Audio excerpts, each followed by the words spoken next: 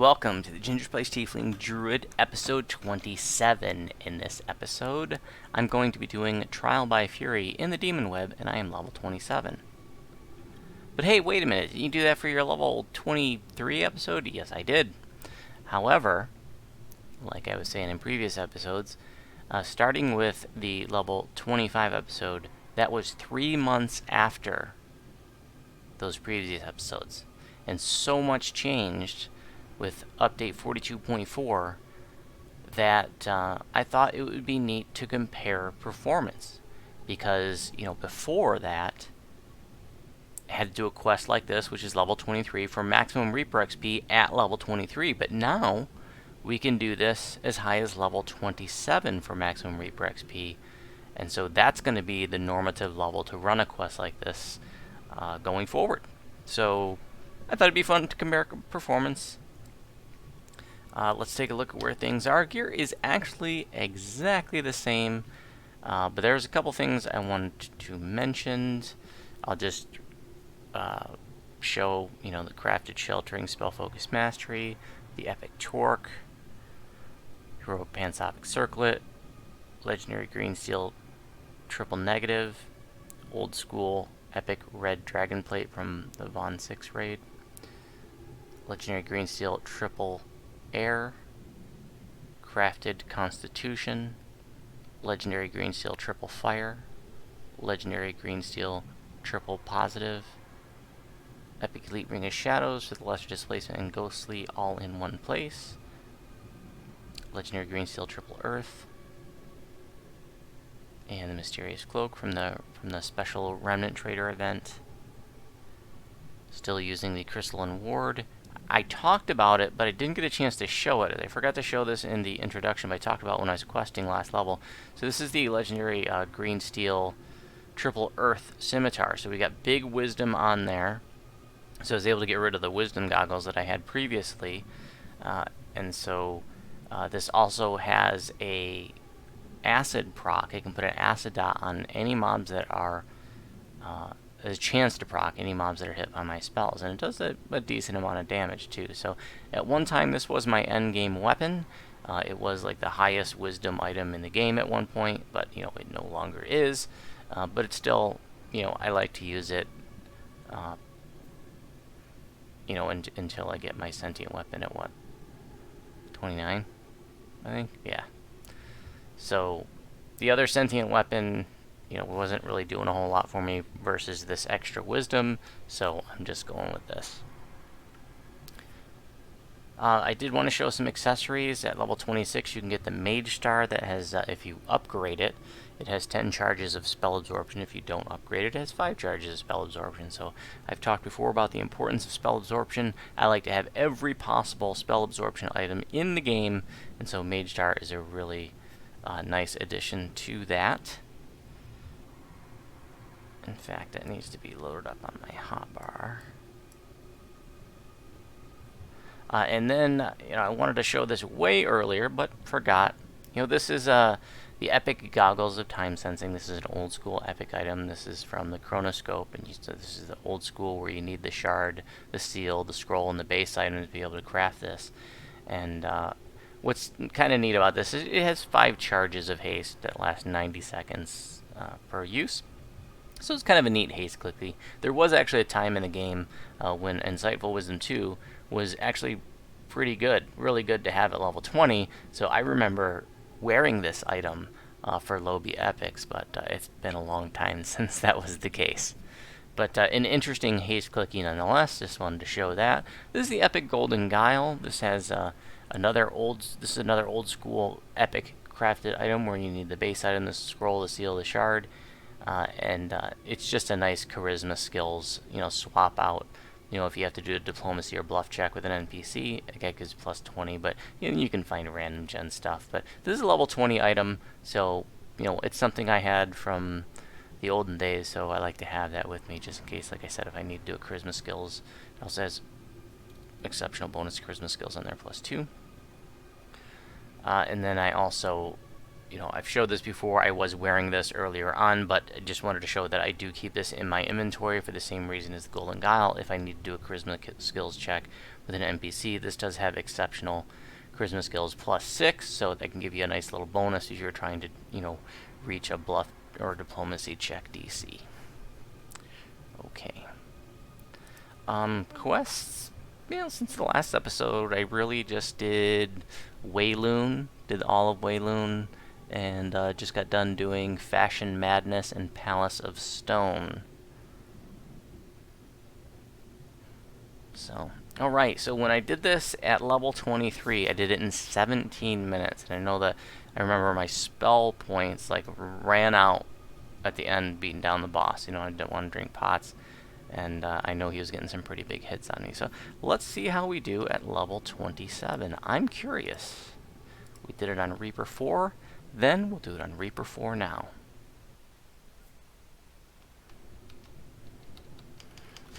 You know, obviously it stands to reason that doing these quests 4 levels higher than before is going to make it a lot easier. But, you know, let's see. Let's see what that means for me. And this build.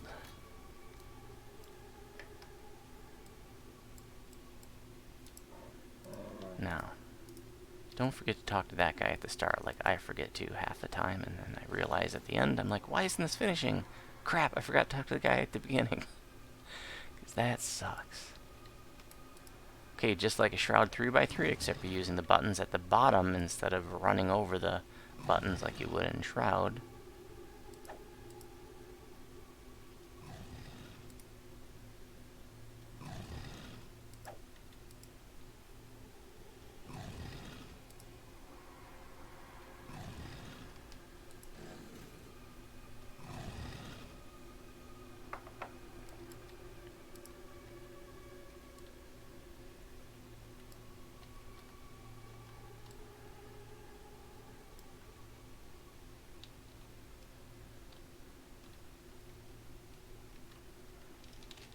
I ran by all that garbage last time, so I'm gonna run by it again. Come up here and do this. The Reaper's following me.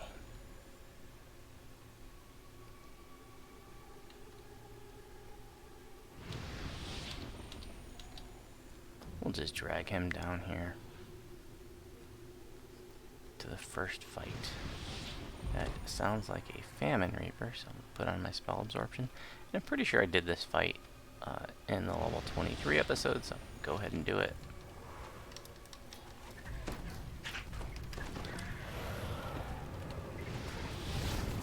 Oh, we have a Plague and a Famine.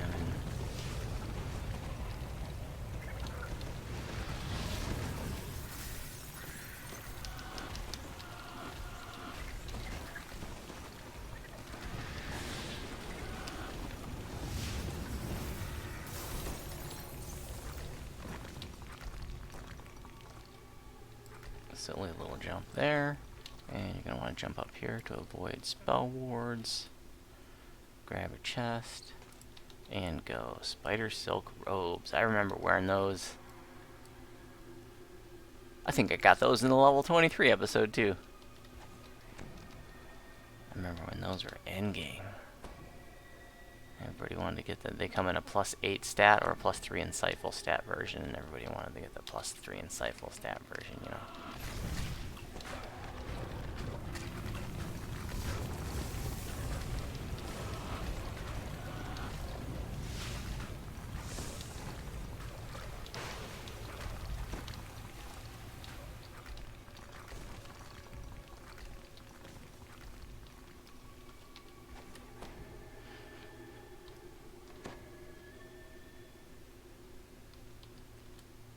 Kind of a tricky jump here.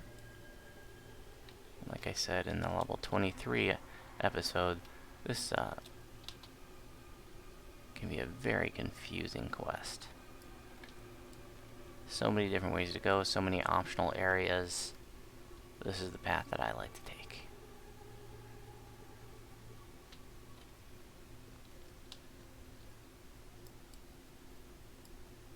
Now, I don't know where all the collectibles are in Forgotten Realms content because, you know, if you haven't been playing VDO for very long, well, you may not know that the collectibles weren't originally here. There's some bones.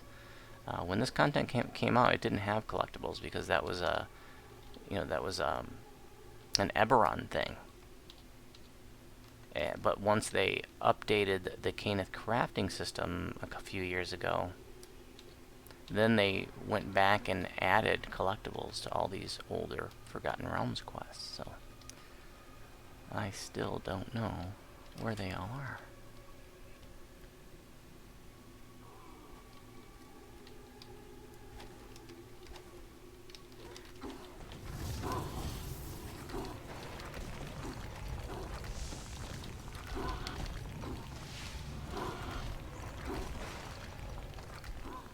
Dots will finish them off.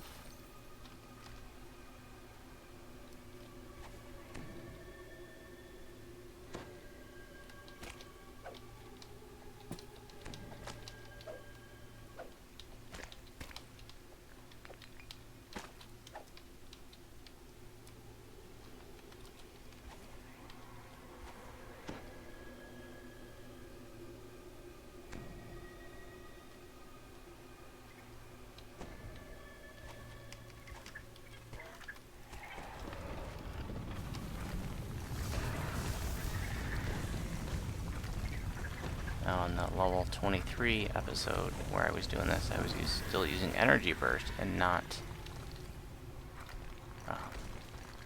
tsunami. Love tsunami.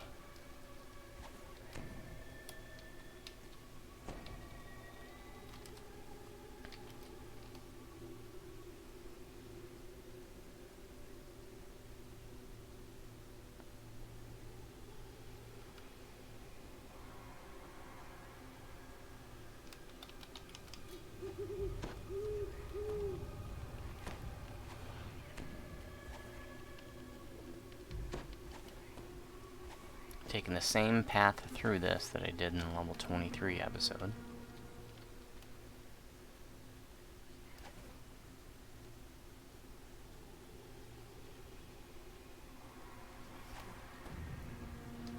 And in that one I also only did the Choaz, the first Choaz optional.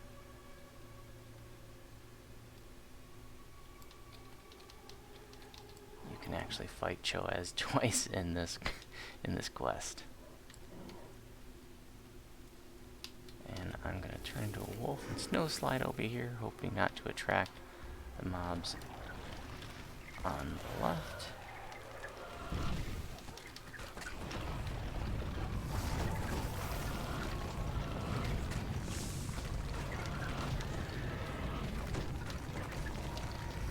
Just saw the Finger of Death animation. There's another one. That's the, like I was saying last episode intro, that's the Ender set proccing. As the Ender set can insta-kill any mobs with less than 5,000 hit points.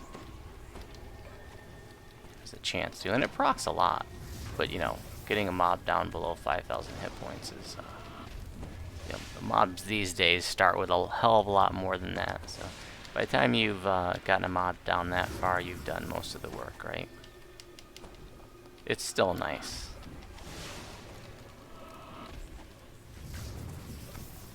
Guy's chunky.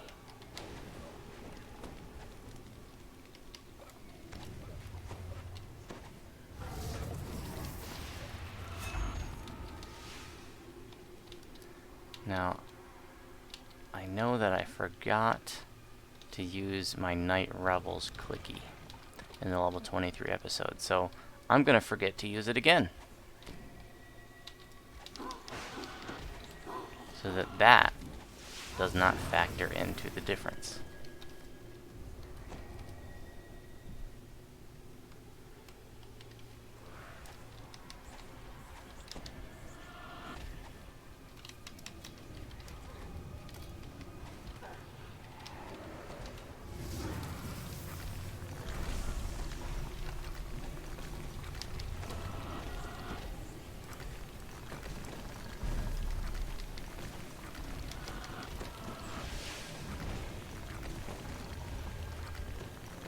show my stats.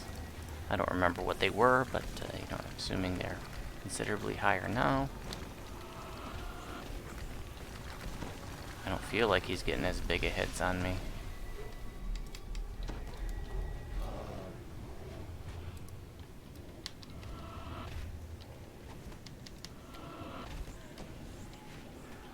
I don't remember what I did for, you know, mana in terms of, you know, did I go back and use the shrine after I fought Nillifax? I don't remember. That's something I could do, but I didn't think I'd need to.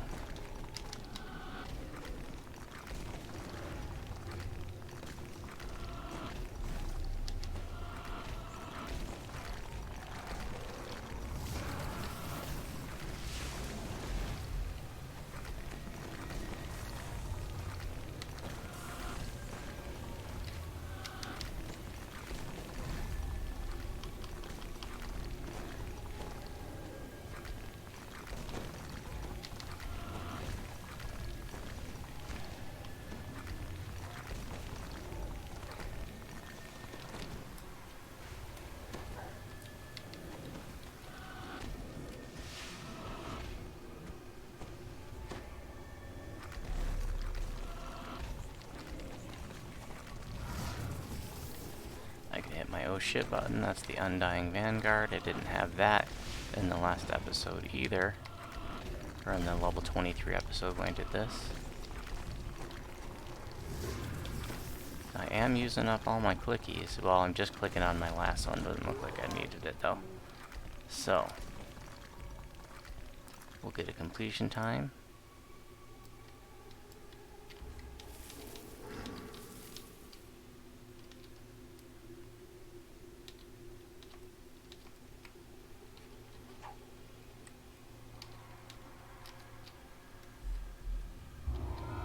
Oh, okay. Can't remember, forget our bones there. Alright, let's see. 11 minutes. So it took us 17 minutes last time, 11 minutes this time. So that's a big difference. So it was pretty cool to compare that. It definitely felt a lot easier. You know, I remember the boss before getting some pretty big hits on me. And, well, now at level 27, it was kind of a cakewalk. So that was cool to do that comparison. I hope that you appreciated that. As always, if you have any questions about my videos, you can respond on YouTube. And if you have any questions about my build, you can respond to my build post in the Druid forum.